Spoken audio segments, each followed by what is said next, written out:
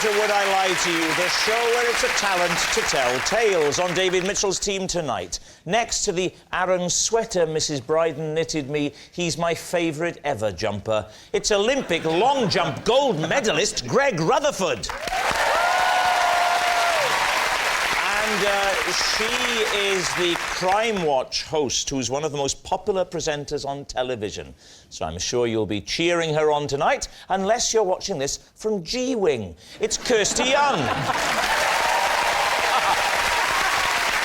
And on Lee Mack's team tonight, a comedy actress and star of The Thick of It, a political show all about spin, which is one of the few four-letter words from that show we can say at 8:30. It's Joanna Scanlon. And a comedian who's come here all the way from Germany. I said to him, "You're a star?" And he said, "Thanks very much, I am quite famous now." It's Henning Wehn. So we begin tonight with round one. It's Home Truths, where our panellists read out a statement from the card in front of them. Now, to make things harder, they've never seen the card before. They've no idea what they'll be faced with. And it's up to the opposing team to sort the fact from the fiction. Kirsty is first up. Kirsty, off you go. OK. I have 5 chickens, all named after my favourite newsreaders. Oh. Well, there we are. Right, Lee's team, what do you think? What are their names? Their names are Anna Ford, Yeah. Jan Leeming, Another newsreader. Selina Scott, Newsreader. Oh. 2 Scottish ones, Viv Lumsden and Mary Marquis. They were very well-known newsreaders in Scotland. What, specifically for Scottish news? There is Scottish news, yes. You didn't mention Angela Rippon, did you? Angela Rippon died. Not the newsreader, the chicken. Actually, it was Moira Stewart that died. Oh, not Moira. This is Chickeny Moira Stewart that's passed away. Chickeny In case Moira any viewers are Yes. upset, Newsy Moira Stewart is as fit as she's ever been. Well, as long as she can... Not... Can I just ask, is that a joke about Moira Stewart, or did you really have a chicken called Moira Stewart that died? I really... It's just the way you're looking at me is putting me off. I really had a... I have to say, Kirsty... This is not the first time a woman has said that to me. What breed of chicken are they? They are Burford Browns and Cotswold Leg Bars. Right, do you know enough about chickens? Are they real chickens, then? Yeah, those are real chickens. How do you know so much about chicken? You seem to know a lot. Well, I know that... well, in Waitrose... I thought for a minute then you were some sort of farming expert. It turns out you're just very middle class. Exactly. And they've got those Cotswold leggy ones, I've noticed, the eggs. Can I ask why you didn't have any male newsreaders? Well, because we actually... Well, I'm going to have to say it now. We didn't want a cock. Is it me or is it getting hot in here? When you say they are your favourite newsreaders, how Can I just say, of all the people we've had on the show, you're the most it sounds like you're actually interrogating. Well, how do you rate newsreaders? That's the thing I want to understand. Well, if you've been in the newsreading game as I have, Henning, it's a bit like I'm sure when you watch stand-ups, you think, well, they're good, they're not so good. They're I hate a lot of them. Right. Well, So why was that one Selina Scott and not that one? Well, funny you should ask that. Selina Scott, particularly beautiful, with sort of blondish feathers. So Jan Leeming, then, what were her markings? Well, The chicken, not Yes. Jan Leeming. Well, she's a rather dignified bird, and she's a very good layer. Again, are we... You asked for it.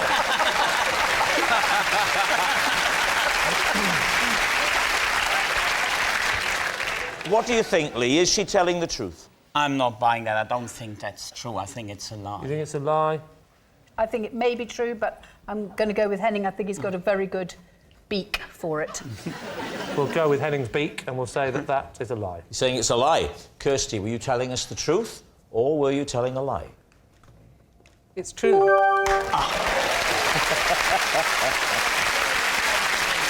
Yes, it was true all along. Kirsty does have 5 chickens named after newsreaders. Henning, it's your turn. For 3 weeks, I was listed as a missing person by Interpol. Wow. When did this happen? In the mid-90s. Where were you? Had you actually disappeared? I was in Morocco. What were you doing there? I was on a bike ride in Spain. You were on a bike ride in Spain in Morocco. Can I have a moment to chat with my client? What happened was, I met someone in Spain on a train, a Moroccan So hang on, man. was this bike ride in Spain happening on the train?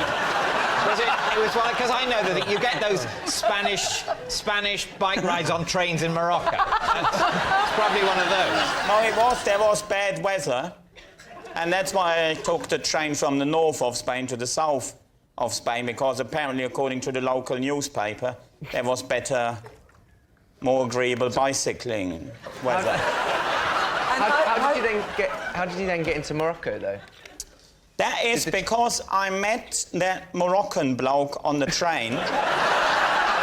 and Which Moroccan bloke? Yeah, does he have a name? I can't quite remember, but it was Mohammed or something. Mohammed the Moroccan, you met on the train in Spain. He asked me if I wanted to join him to go to Morocco. And then I thought, well, I've never been outside Europe. In for penny, in for pound. So you were picked up by a strange Moroccan on a train and agreed to go back to Morocco with him. What's the worst that can happen? How did you find out that you were on the Interpol list? I realised only once I rang my parents, once I was back in Spain. And I rang my parents, and for them it was like someone found them from beyond the grave. So why didn't you ring your parents from Morocco? Because that man, that Mohammed, You remember Mohammed, don't you? Yeah. He was the man on the train. The Moroccan on the train. The Moroccan on the train who invited him back to his house. So Yeah. and then when I was staying with Mustafa and his family... From what port did you leave Spain and into which port did you enter Morocco? Question. Well, we left Spain, if I remember correctly, from Algeciras and went over to Ceuta, which is one of the two Spanish enclaves in the north of Morocco. Good answer. I think you've just clutched victory from the jaws of defeat. How was it then resolved? How did you end up getting off of the list? Well, hang on a minute, we're jumping ahead here. Yeah. What the Yeah, hell he's did allowed you to in do that, him, Morocco? isn't he? What were you doing? I was travelling with Mohammed. My client is getting mixed up because at passport control they said you must have a passport. And he's getting a bit mixed up with the names. I'm curious as to the fact that Interpol has a missing persons list. Yeah, no, what happened is my parents got involved and they got Interpol involved. Right. And I sent a few postcards, one of them, to my friend Mack. And on that postcard I wrote, I've joined the Foreign Legion. Probably see you never again, have a good life or something. And then, Mack, being a quite clever boy, so, OK, with this postcard I can have a lot of fun. I go round Henning's parents and say them something along the lines of, Herr Wehn, Frau Wehn, you might be interested in this. Sorry, so your friend Mark Yes. used this postcard to mentally torture your parents? I'll make his parents think he's disappeared forever for a laugh. Where's German sense of humour?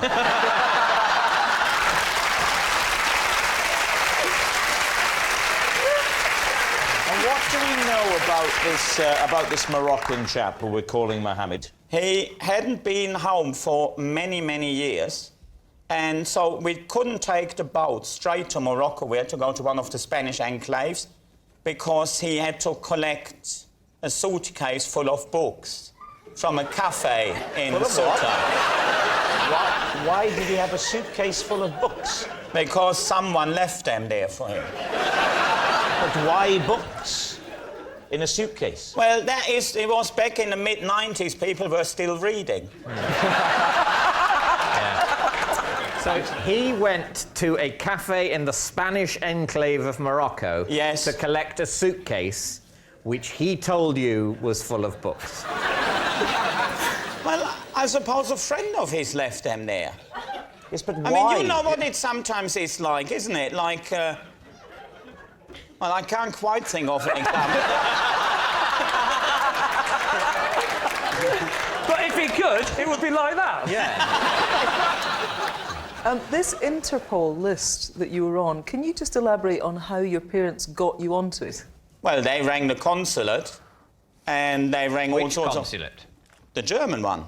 And, Which German consulate? well, the one in Morocco. They And didn't the ring one the in- police. They rang the German consulate in Morocco. Well, that's how you would go about it, wouldn't you? It's no I don't good know. ringing your local Bobby. And what happens then with the list? Do you just... They have to tell Interpol, stop Yeah. looking for Henning. We Yeah, I found him. suppose so, yeah. Well, did they? For all My we know, they're parents are still quite- looking for you now. I'm safe. So what do you think, David? Does any of that have the ring of truth, or has he made all that up? What do you think, Kirsty? I think it's so odd and inconsistent and unlikely that it must be true. Yeah, that's what I'm leaning towards as well. Yeah, I think that as well. I think it's true. Henning, was that the truth, or were you telling a lie? Well, this story is true.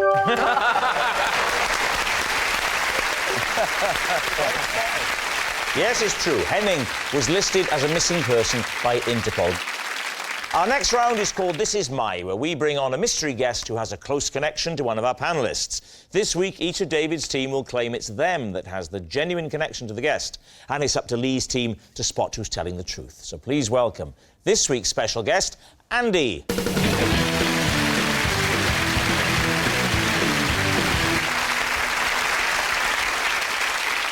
So, let's start with Kirsty. What is Andy to you? This is Andy. He played a handbag snatcher in a Crime Watch reconstruction. And we only got 9 calls, but every single one of those 9 calls said that Andy was actually the bag snatcher. Greg, what is Andy to you? This is Andy. I beat him in a speed eating competition where I ate more than 1 kilo of ribs. All right, David, what's your relationship with Andy? This is Andy. Last year, he gave me a surfing lesson, and he told me that he'd never seen a novice display such natural ability amongst the waves. So there we have it. Kirsty's Crime Watch culprit, Greg's rib-eating rival, or David's complimentary surf coach. Lee, where do you want to start? Definitely with David. Could you just show us the basic move? Because I had a surfing lesson once, and the first thing you learn is to go from lying to standing. Could you show us that move? The lying to standing move. You heard it. I can't really remember it. It was only one lesson. Where did you go for a surf? Near Newquay. Cornwall. So I'm not letting it go. Would you demonstrate the movement from...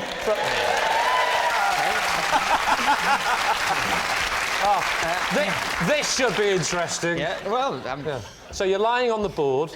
I'm helping you as much as I can. lying on the board. And watch the movement, ladies and gentlemen. Watch as he gets to the I'm stand. sort of paddling along. Nice. Oh, yeah. And then Paddling, you yeah. get up to your knees first. Oh, do you? And then, so I'm not on my knees Then now. I'm turn still a bit 90. shaky, though. Yeah, yeah. I'm a beginner, basically. But you're a natural. Already I'm showing promise. Do you? I'm- See, I haven't fallen in. You've not. And then... You're the only person I know that actually, when they were doing it, were dressed like that. Yeah. So you're on your knees. Yeah, and then I stand up on it. Do it. All right. Can I use Oh, that was the... What I did that not everyone can do is actually leant on a wave. Because you can. That's, you know, if you hit water at enough speed, it's like concrete. And similarly, for me, it's just there you go. And then I thought I'm surfing that way. But then, if you want to turn round, you just move the tiller and. Why were you down there, and why had you decided? You don't strike me as a man of the sea. It was a stag do. A friend of mine was getting married. I know what stag do's are. In the run-up, he decided it was a weekend in Cornwall. Who was the friend? His name was Robbie. David, what size was the board? What size is the board? Yeah. That's him giving him time to think, the reiteration of the What question. size? The board What size is the board? The board of the side. You want me to tell you the board size? Yeah. Normal. Normal size. Normal. What size is a normal size How long board? is this? Well, this surfboard was 6 feet long. 6 feet. 6 feet. Could have been less. Very could have been short more. surfboard. 10 foot would have been believable. 6 foot is not believable. 6 foot, yeah, but he's quite a maverick. To be honest, I didn't Surf. measure it. One final question. What else did you and the guys get up to on the stag weekend, David? We had a curry. Rock and roll. Cornish curry. If you go to the seaside, you're not having a curry, you're having fish and chips, don't you? And what sort of stag do goes all the way to Newquay and say, well, I really fancy now some naan bread. I must say, if that's the part that you think is the chink in my armour, that stag do wouldn't have a curry on the seaside, then I reckon I'm doing all right. Right, Lee, who's next? OK, Kirsty. Yes. Just remind me again of your Well, thing. this is Andy, and in a Crime Watch reconstruction, he played a bag snatcher, and we only got 9 calls on the particular reconstruction, and every single one of them actually named Andy as the real bag snatcher. He was representing the criminal, yeah? And Yeah, the bag snatcher. the bag snatcher. How much money was in the bag? Well, that was the reason, because we wouldn't normally have something like a bag snatching on Crime Watch, because although it's used for the person it's happened to, it's not. But is this where you're going to relatively pretend that it was more serious. serious? She wouldn't let go of the bag, so it ended up as kidnap. No. No, you shouldn't make light of it, Lee. It's crime.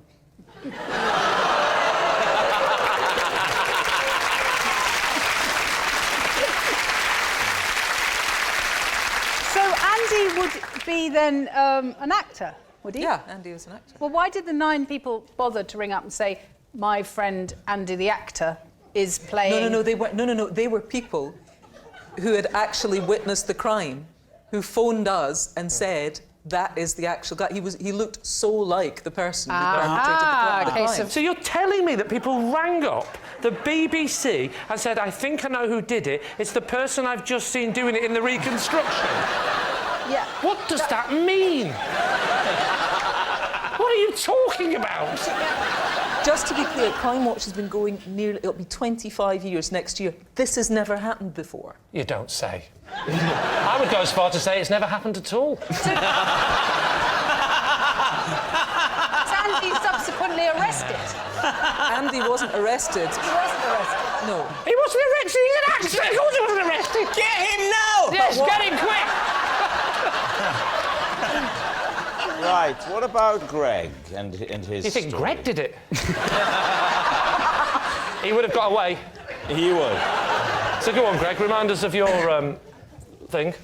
This is Andy, and I beat him in a speed eating contest where I ate over a kilo of ribs. Where was this? At a training camp. Andy's an athlete, What's his event? the 110-metre hurdle, so it's over 10 He hurdles. runs over 110-metre hurdles. Well, Does he use a ladder? If you're wondering what a kilo of ribs looks like, I'm your man, because look at these here, you see. Here we go. Ooh. Oh. So that's a Well, kilo heck, it of ribs. smells. So that is a kilo of ribs. How long did it take you to eat this much ribs? I think, if I remember correctly, about 6 minutes. 6 minutes to eat all 6 that? minutes. Yeah. But how did you know whether you'd finished them or not? They weren't there anymore. Let's do it logically. OK, so let's... So let's assume there is 60 bits on the racks, Yeah? and you've eaten them all in 6 minutes, which works out as 6 seconds a thingy bob. 1, 2, 3, 4, 5, 6. That's doable. I think that Right. We need an answer. So, Lee's team is Andy, Kirsty's Crime Watch culprit, Greg's rib-eating rival, or David's complimentary surf coach. Andy does look like an athlete. Yeah. He does. He definitely. He well, really does yeah, but look like he an also athlete. looks a bit like a surfing dude, and dare I say, a minor criminal. I think it's Greg. OK. You think it's Greg? I don't think it's Kirsty. I think it's more likely Greg. I have 2 Gregs, so I will make that 3 Gregs. 3 Gregs, Okay, please. saying it's Greg. Andy, please reveal your true identity. So my name is Andy, and Greg did once beat me to eating a kilo of ribs. And it's not just any Andy. This is Andy Turner, who is indeed European and Commonwealth hurdling champion. Big thanks to Andy Turner, ladies and gentlemen. Which brings us to our final round, quick-fire lies. We start with... It's Lee. I have had to stop listening to a classic 1980s pop song because every time I play it, it makes my baby daughter cry. David and team. What is the song? I can't talk about it. It's Ultravox, Vienna. And how many times had you played it and she cried before you decided, oh, hang on, no, this is definitely a trend? It happened 3 times randomly, and on the 3rd time I thought, this has got to be... That's not a coincidence now, because she seems to be doing it at the same point. Which bit? Well, it starts off quite slow. It goes... We'll be here all night if I do this. and then suddenly, he suddenly goes, the feeling is gone... And then she started crying her eyes out, and I thought, oh, that was coincidence. So I tried it once, finally, just to test it. So after the 3rd time, you decided, OK, I'm spotting a trend, and then you played it a 4th time. 4th time. I even filmed it. I thought, I'll film the evidence. Yeah. How loud was the track when you were playing it? 'Cause it seems as if Piercingly it went loud from that would a- make a baby cry, because I really wanted to prove my point on the 4th one. So what are you thinking, David? Greg, what do you think? I don't know. I haven't had any children of my own, so I don't know whether or not they just hate one track like that. You but- should get one, because then they'll get a sandpit and you'll be happy.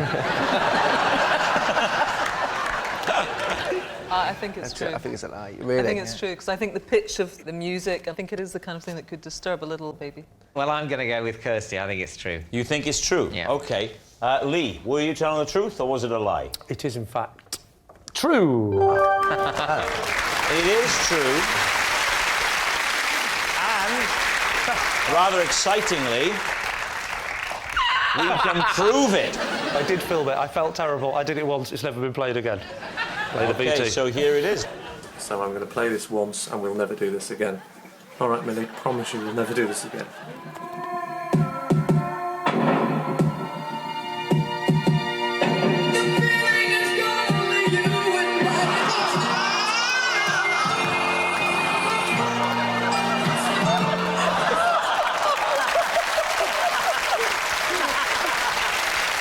So sorry, Millie. The bizarrest thing. I think you'll agree, ladies and gentlemen, now that's light entertainment. It makes me so angry because they wouldn't show the clip of me attacking my mother with a taser. But it was really funny. Yes, it's true. There is nothing that Lee will not do for a laugh. Next. It's me. Right. I was recently bounced off a bouncy castle whilst trying to prevent a bouncident. What's a bouncident? It's an incident involving a bounce, and you put the two together to create bouncident. Sure, So it's a it's- derivative of accident, not incident. Well, obviously, an accident is an incident, and a bouncident is an incident. Was this bouncident an accident? It was a bouncident waiting to happen. How did you go about preventing the bouncident that might or might not have happened? I'll tell you everything. Let me set the scene for you. It's early summer It was the birthday party of a small child. Was you invited or just turned up? Let's be clear. There's a children's party in a church hall. Yeah. I'm attending because it's the party of my nephew. Yeah. And there's a bouncy castle. Whoa, in the church hall? I know, I've never Indoors? seen Yes, that. yes. An indoor bouncy castle? Indoors? Yes. How big No, was there it? wasn't. No, there... How did they get it in the door? That's a fire hazard. I'm not an idiot. How did they get it in the door? We've got him.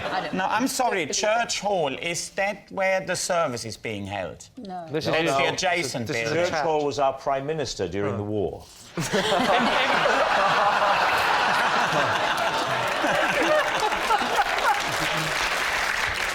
Now, I don't like bouncy castles, because I think they're dangerous. Right. And my little boy went on after I'd expressly told him not to. Well, he disobeyed your orders. Worst father I've ever, most incompetent father. Well, I don't like to say, but I think the boy's better off in care.